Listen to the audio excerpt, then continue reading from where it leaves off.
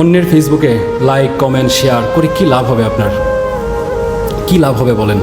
মানুষের ফেসবুকে ঢুকে আপনি কমেন্ট করছেন, বন্ধুরা ক্যাডার হয়েছে, আপনি শুভেচ্ছা জানাচ্ছেন, অভিনন্দন জানাচ্ছেন, শেয়ার দিচ্ছেন, ট্যাগ করে বলছেন আমার বন্ধু ক্যাডার হয়েছে। আসলে সফল হওয়ার পর প্রত্যেকেই অনেক ভালো বন্ধু হয়ে যায়, তখন তাদের অনেক ভালো ভালো কথা বের হয়। কিন্তু যারাই ক্যাডার হয় প্রত্যেকের লাইফে আপস অ্যান্ড ডাউনস থাকে, প্রত্যেকের স্ট্রাগল থাকে।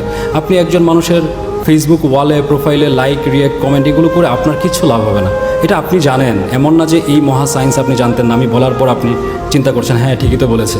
এই জিনিস আপনি জানেন, বাট আপনি সাবকনশাসলি জানেন, কনশাসলি জানেন না। আপনি যখন ফেসবুক ব্রাউজ করেন, যখন হোম পেজে ঘোরাঘুরি করেন, আপনি প্রচুর সময় নষ্ট করেন। কখনো খেয়াল করেছেন? আপনি জানেন আপনি সময় নষ্ট করেন, হয়তো খেয়ালও করেন, কিন্তু পরের দিন আবার সেই রিপিটেশন হয়, আবারও সেই সময় নষ্ট হয়।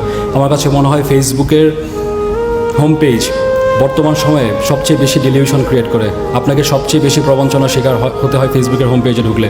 আপনি যখন হোম পেজে ঢুকবেন 5 মিনিট সময় দিয়ে নিজেকে বলেছেন অনেক পড়াশোনা করেছি, 5 মিনিট একটু ফেসবুকের দুনিয়াতে ঘুরে আসি, আপনি দেখবেন সেই 5 মিনিট কখন 50 মিনিট হয়ে গেছে, ঘন্টার পর ঘন্টা পেরিয়ে গেছে। আমি যে কথাগুলো বলছি নতুন কোনো কথা না, এই সেম জিনিস আপনি জানেন, আপনার মাথায় আছে, এটা আপনার হয়। কিন্তু আপনি নিজেকে প্রশ্ন করে দেখুন, ওটা থেকে পরিত্রাণের কোনো কাজ করেছেন কিনা, ওটা থেকে পরিত্রাণ পাওয়ার জন্য কোনো পদক্ষেপ নিয়েছেন কিনা। যদি নিয়ে না থাকেন তাহলে আজকে অন্তত একটা পদক্ষেপ নিন। যে এলিমেন্ট, শুধু ফেসবুক না, যে কোনো এলিমেন্ট যেটা আপনার সময় নষ্ট করবে, যেটা আপনাকে কোনো কিছু করতে দিবে না, যেটা আপনাকে কোনো কিছু শিখতে দিবে না, শেখার সময়টা কেড়ে নেবে, সেই প্রত্যেকটা ক্ষতিকারক এলিমেন্টগুলো একটা একটা করে দূর করে দিন। হতে পারে সেটা ইন্টারনেট ব্রাউজিং, হতে পারে সেটা ভিডিও গেমস খেলা, হতে পারে কোনো পার্টিকুলার কোনো মানুষদের সাথে দীর্ঘক্ষণ ফোনে কথা বলা, হতে পারে ফেসবুক ব্রাউজিং, ইউটিউবিং, যা কিছুই করেন। যদি আপনি ইউটিউবিং করে শিখতে শুরু করেন, পড়াশোনা করেন, তাহলে আমি এটাকে খারাপ কিছু দেখি না। যদি কোনো ক্লাস করেন, কিছু একটা শিখেন, কোনো একটা ব্লগ থেকে কিছু শিখেন, ইটস ওকে।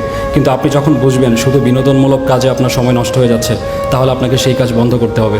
কারণ আপনি অকাজগুলো বন্ধ না করলে কাজ করার সময়টা পাবেন না।